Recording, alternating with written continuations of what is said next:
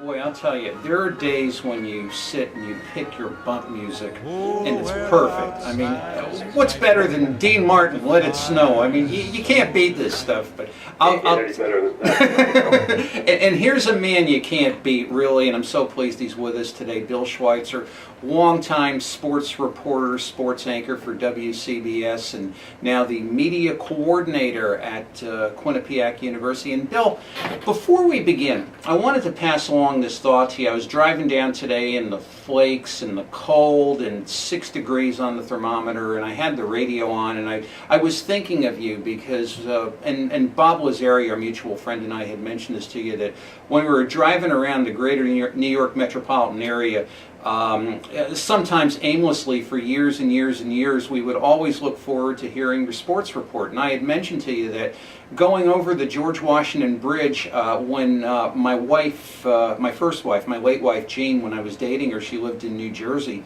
and dropping her off, and just saying, okay, now where's that score? And there's Bill at 15-45 giving giving the report. And I had looked back to when we had done that interview, and it was April of 2011, and Jean had passed on in May, and I just thought, you know, it just really gripped me, just the whole, there's a fabric to radio that I think that we're probably, you know, we have all this jazzy new media. I mean, I hate to think what you guys have up there. I'm amazed at what we're doing here. No blessing of my own, believe me. But radio seems to be something that'll just, like, it's really the fabric of our lives, so it seems. You know, Tony, you're absolutely right. I mean, you know, there's so many things that, you know, you can remember listening to on the radio and just, you know, remember where you were in your life at that time. It really is. It's pretty amazing. It certainly is. So now you are the media director at Quinnipiac University, and I'll tell you, I was reading. I'm amazed at the great work that both the hockey and the basketball teams are doing. It's really something as to what's taking place over there. Yeah, you know, it really is. And, you know, when things like that happen, you go right to the top. And John Leahy, who's the president of Quinnipiac University, I mean, he has just done an unbelievable job there. I mean, this was just, you know, a small commuter college when he's been there for 25 years now. And just to see the growth over the years, it's just unbelievable. There's now 3 different campuses. They have a $650 million athletic center that houses 2 arenas, one for basketball, one for hockey, and I almost pinch myself every time I walk in. It's quite a story. Now, the hockey team, I understand now, is 8th in the country. That's I mean, I don't want to sound like Fran Tarkenton, but that's incredible. Well, you know what? It's incredible, and the thing is, last year's team, for most of the season last year, they were the #1 team in the country. They got all the way to the national championship game and ended up playing Yale in the national championship. Right. I mean, 2 teams 10 miles apart. And during the season, Quinnipiac beat Yale 3 times and then lost to them in the national championship game. So they were just that close to a national championship in college hockey last year. This year, they lost 11 players from that team, and a lot of people thought, well, you know, that was probably a flash in the pan. But these 11 players have really assimilated with the veterans on the team, and they're really a fun team to watch this year. It's really something, and I mean, I love to mention this because we're all so close to it, and it's like there's near professional quality hockey being played in our backyard, and it's really a great treat to get out and see a game, you know, when things are cold, and you go through all the holiday stuff, and all of a sudden, hey, it's January. Well, you know, go out and see a hockey game or a basketball game. There's some really neat things you can do, and you know, especially at Quinnipiac.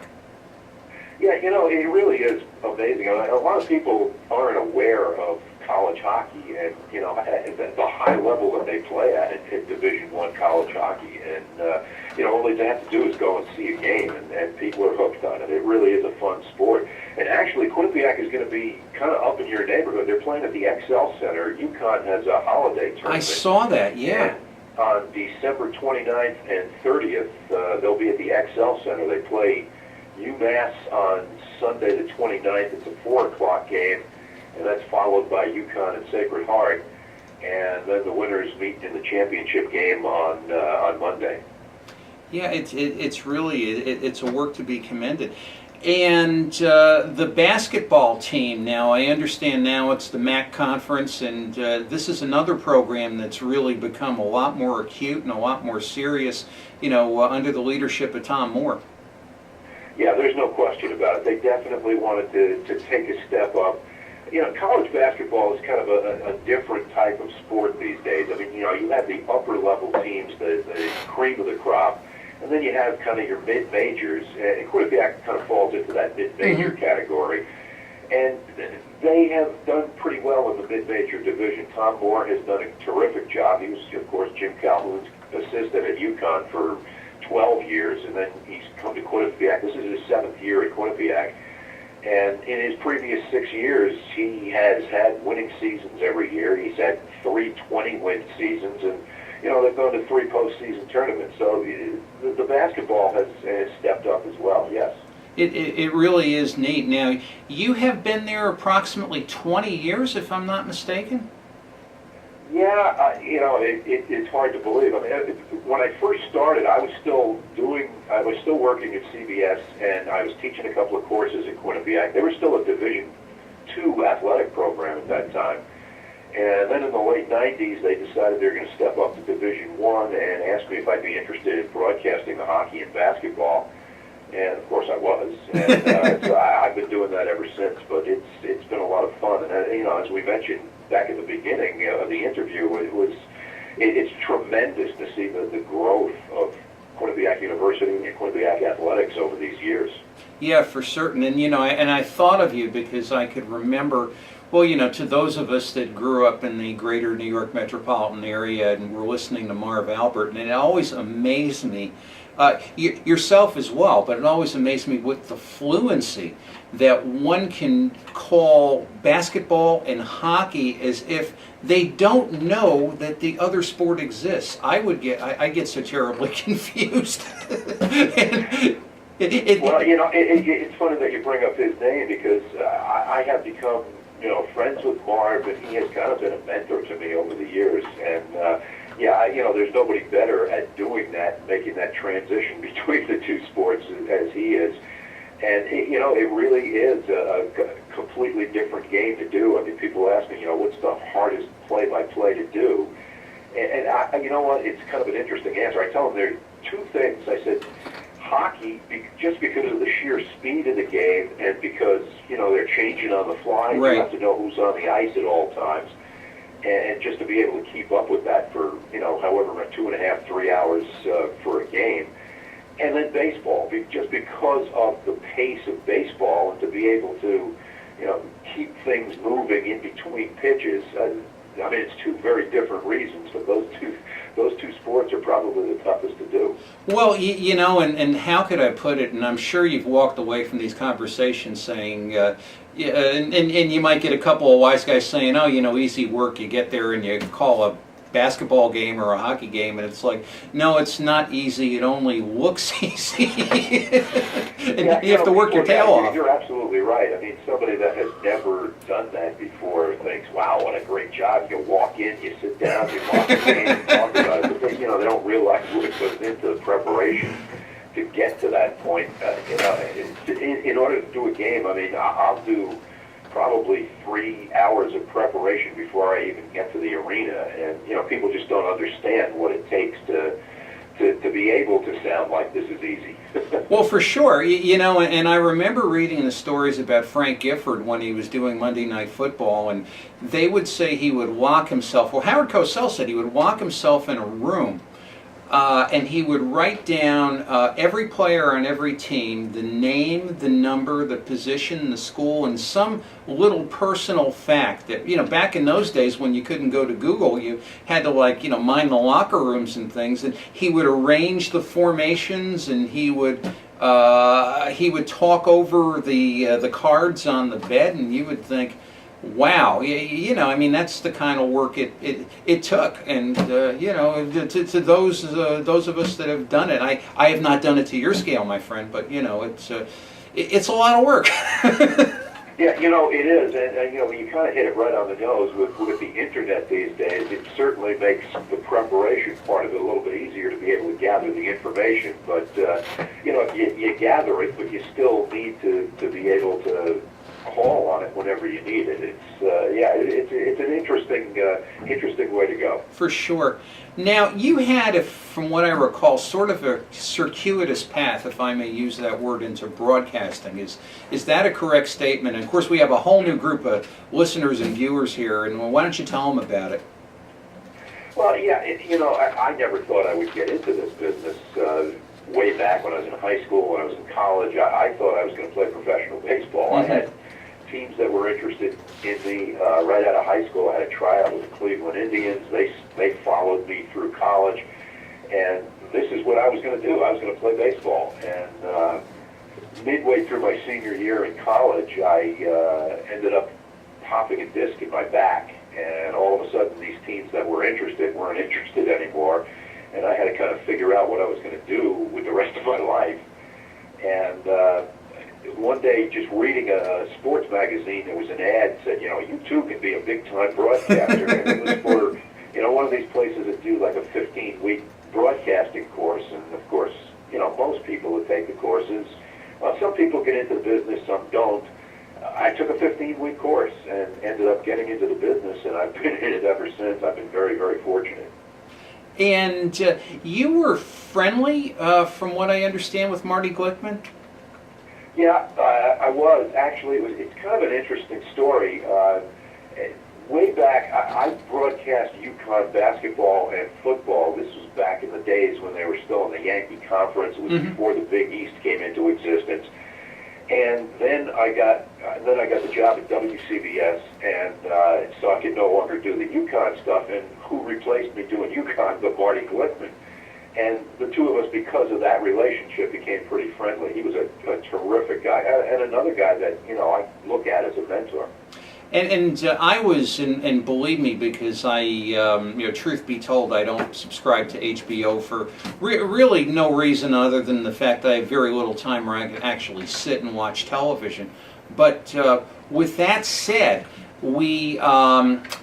I was in a hotel room, actually up in Maine with my wife Kathy, and I was watching that HBO special on him, and so much I didn't know about him. And I mean, I did know about the 36 Olympics, and I did know about being on the track team, but I did not know that he was really the force behind that high school game of the week that used to show up on Channel 11 in New York every single Saturday morning. You know? Yeah, he was the first. He was the first one to broadcast it. And yes, he was, you know, kind of the behind-the-scenes producer type guy that got that rolling. Yeah, he was quite a guy. He really was.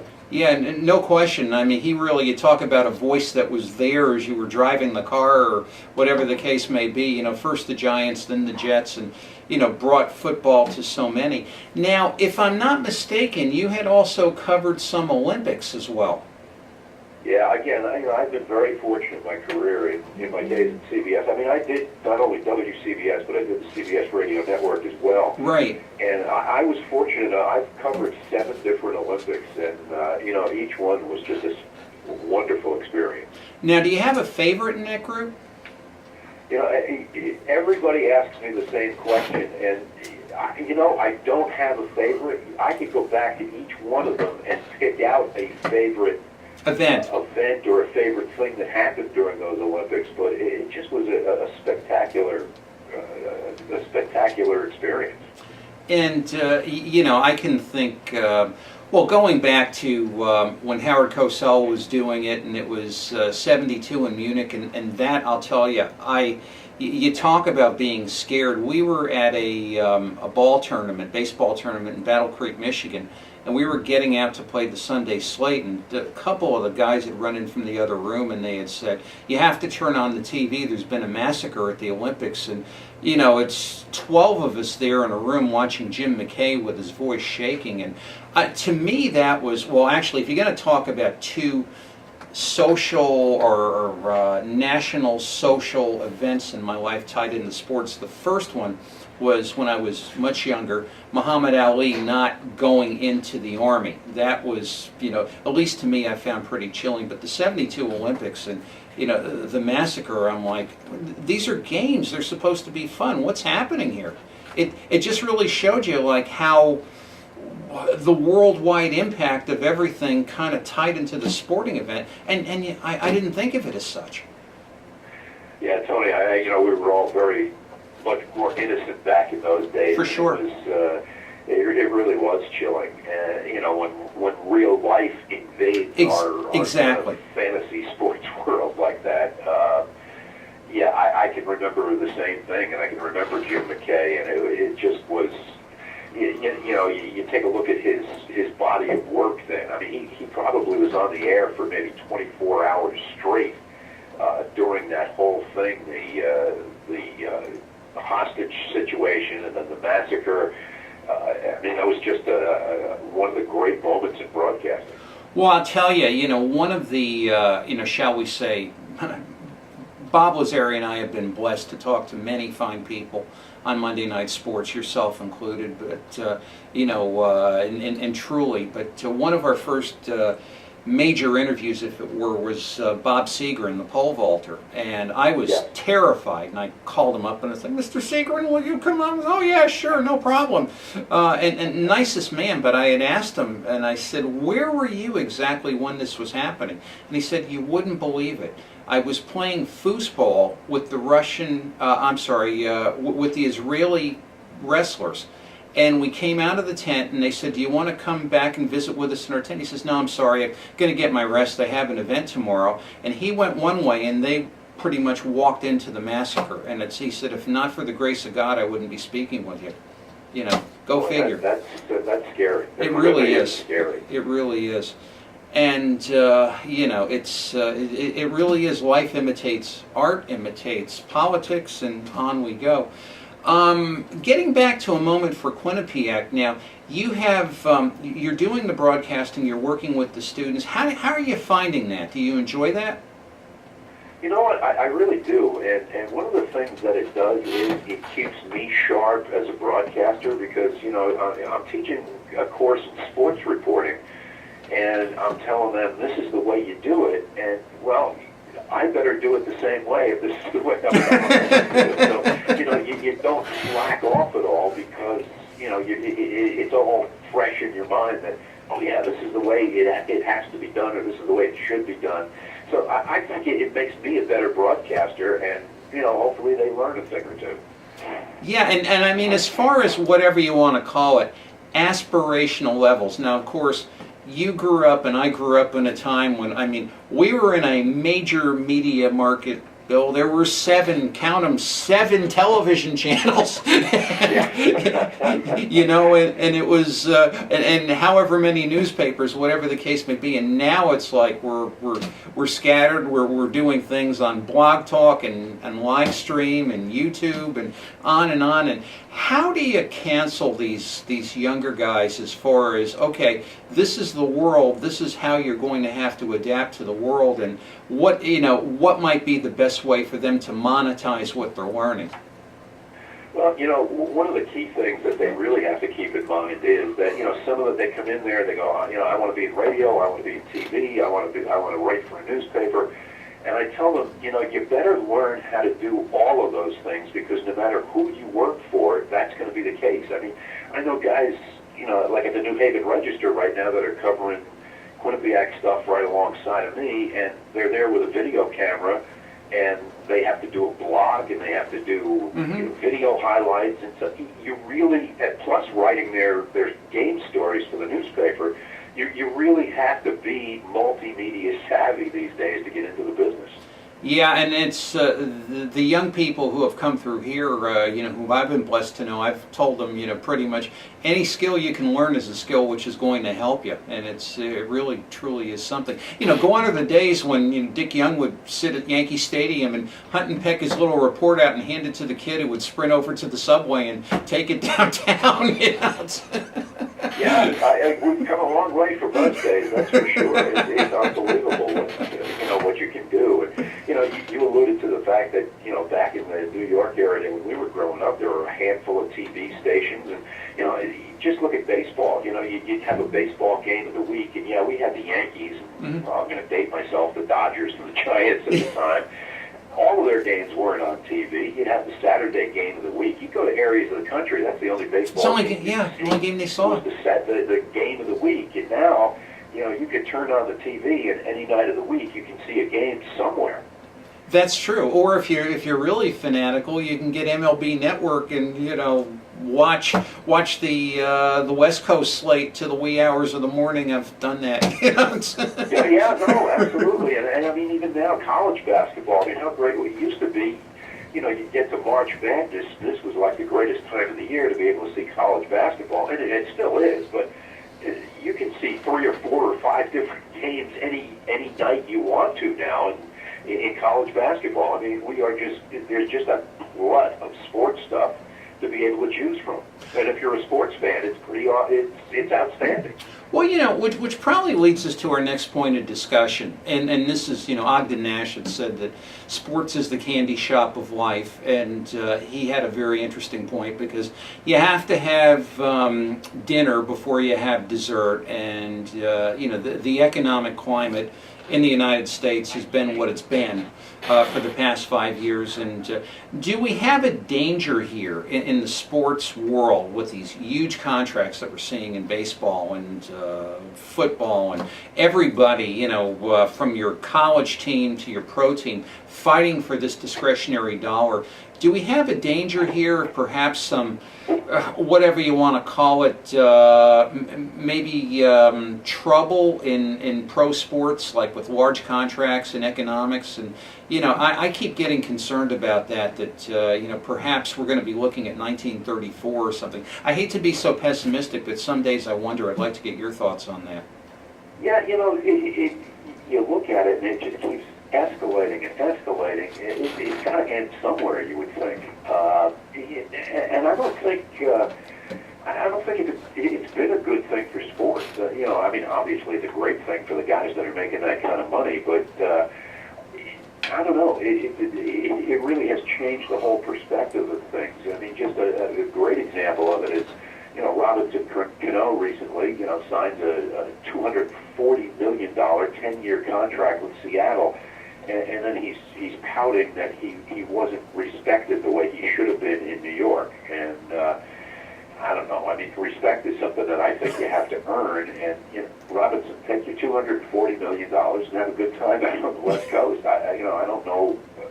I don't know about that respect thing. Well, and it's also mercenary to the point where everyone's chasing the dollar, and now you want to talk about the humanity of it all.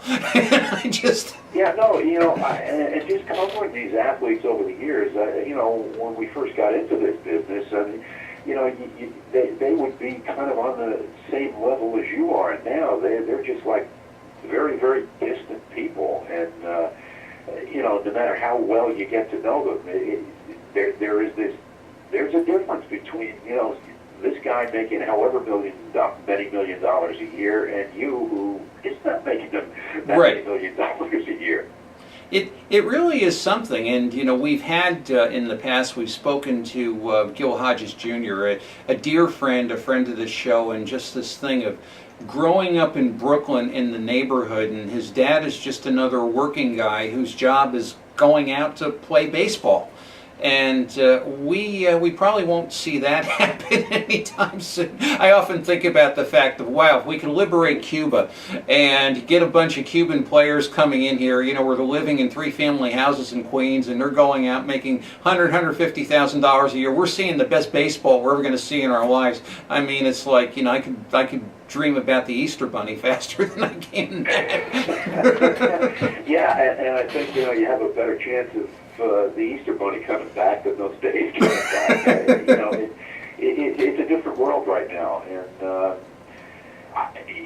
we can't relate to it. The average fan can't relate to it either. None of us are ever going to make that kind of money. No. And as you say, it used to be that these guys were just guys in the neighborhood that happened to do whatever it is that they do for a living, and that's certainly not the case anymore. Not at all, but it's nice that we have the memories. It's nice that guys like us can chat a while and everybody look at it and say, what are they talking about? Exactly. Well, that's exactly right. Yeah, that's no question. Bill, believe it or not, we're winding out of time. Tell us where our friends and our fans can reach you, what your activities will be, and what you have planned for 2014. Other than coming back here, which I'm certainly going to ask you to do that if your schedule permits. Oh, Tony, anytime. This is fun. I enjoy the talk, and anytime you want to have me back on, that would be terrific. The Quinnipiac, actually, we do games on radio, but we also do a handful of games on TV, some of them on NESN, some of them on SNY in New York. We actually have a couple of games coming up right after the first of the year on TV on January the 2nd, a Thursday night. The Quinnipiac basketball plays Iona, one of the better teams in the MAC conference. That one will be on SNY. And then the following night we're on NESN for a hockey game against Maine. And, my, how things have changed. Maine is coming to Hamden, and they're going to play Quinnipiac at the TD Bank Sports Center. I mean, 10 years ago, thinking that Maine would come to play Quinnipiac here it was just out of the question. But those two things are coming up right after the first of the year. And, of course, all the games are on radio on WQUN in Hamden, 1220. And they're all streamed on the internet. So if anybody wants to listen, they can go to the Quinnipiac website and just click on the radio broadcast, and there we are. Terrific. Bill, thanks so much.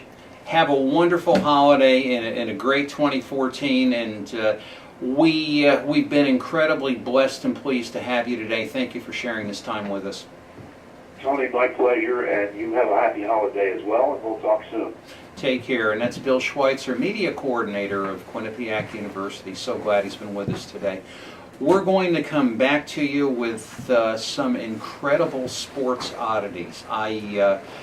We do have a segment here which we haven't done in a while called You Can't Make This Stuff Up, and we're going to get back to doing that. Our fans always say, when are you going to do it? And we just run out of time, but these are some great sports oddities which we're going to show you that to this day most of them amaze me. Tony DeAngelo here, and back to you in just a bit.